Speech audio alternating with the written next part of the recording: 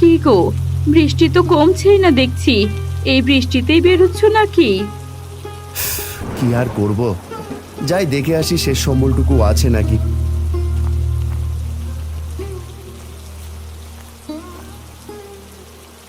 বাবা, এই নাও, ছাতাটা নিয়ে যাও, নয়তো বৃষ্টিতে ভিজে জ্বর করবে তোমার।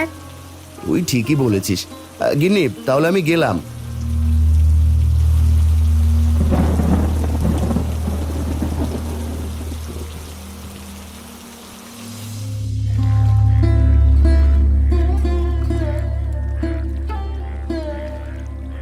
হাই হাই হাই হাই, এটা কি সর্বনাশ হলো! 2 দিনের সমস্ত মাছ ডুবে গেল। কত কষ্টের ফসল সব যে শেষ হয়ে গেল। আরে বাপু, তুমি এমন করে কাঁদছো, মনে হচ্ছে তোমার একার ফসলই নষ্ট হয়েছে। সারা বছর কি খাবো সবাই? সকল তরি তরকারি, ধান পাট সব যে ডুবে গেছে। এবার সব জিনিসের দাম বেশি হবে। তোমাদের তো দিন ভালো কাটে, আমার যে সংসারই চলে না। আমি কেমন করে স্ত্রী সন্তানের মুখে ভাত জোটাবো বলো দেখি। কি আবার বৃষ্টি শুরু হচ্ছে? শুনলাম এবার বানের জলে গ্রামটা ডুবে যেতে পারে। তোমরা সবাই সাবধানে থেকো। কি বলছো তুমি ভাই? তাহলে তো গ্রাম থেকে সবাই চলে যাবে। আমাদের তো যাবার মতো তেমন কোনো জায়গাও নেই। তাহলে কি হবে? বৃষ্টি একটু কম হলে আমি শহরে আমার বোনের বাড়িতে চলে যাব। তোমরা এই গ্রামে পচে মরো বাপু। বৃষ্টি জোরে আসছে, আমি বাড়ি গেলাম। এই গরিবের কষ্ট তো কেউ বোঝে না। দেখলাম তোমার ভাই নতুন ঘর করেছে, তোমরা না হয় সেখানে গিয়ে থাকো হারান ভাই। আমি গেলাম গো। যে যার মতো বাড়িতে চলে যায়। হারান কিছুক্ষণ তার ডুবে যাওয়া ধানি জমির দিকে তাকিয়ে থাকে।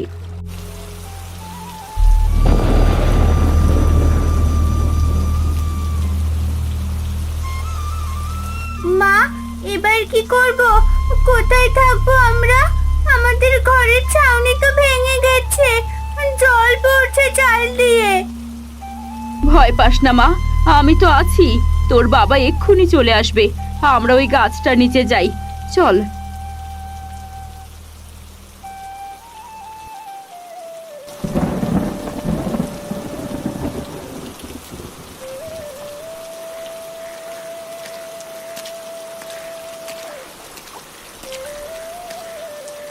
কি হলো গো গিন্নি? এই বৃষ্টিতে গাছের নিচে দাঁড়িয়ে এভাবে ভিজছো কেন?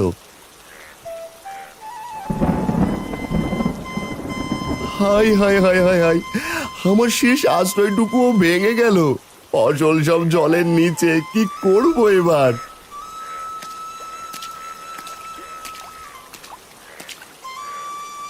এই কি হয়েছে গো দাদা?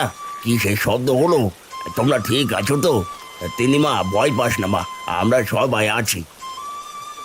ভাই, আমার ঘরের ছাউনিটা ভেঙে গিয়েছে। তোদের ঘরটা তো কিছুদিন আগে সারিয়েছিস, বেশ শক্ত। আমাদের কিছুদিন জায়গা দিবি?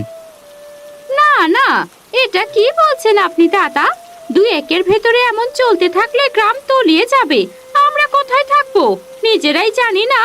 আমাদের বাড়িতে আপনাদের জায়গা দিতে পারবো না। তিনি ঠিক কথা বলেছে, আমাদের 2 রুম ঘর, আমি তোমাদের কোথায় জায়গা দেব? ভাই, ছোট মেয়েটার কথা ভেবে তোমার দাদা এমনটা বলছে। চিন্তা করো না, আমরা কোনো একটা ব্যবস্থা করে নেব। তোমরা ভিজো না, বাড়িতে ফিরে যাও। তুমি ঠিকই বলেছো ভাবি। ওগো চলো, মেয়েটা বাড়িতে একা আছে, তোমার দাদা বৌদি থাকার মতো ঠিক একটা ব্যবস্থা করে নেবে। ওগো, এবার আমরা কোথায় যাব? আমার অসময়ে তো নিজের ভাইও পাশে দাঁড়ালো না। বাবা, আমাদের তো অনেকগুলো কলা গাছ আছে। বানের জলে কলা গাছগুলো তো মারাই যাবে।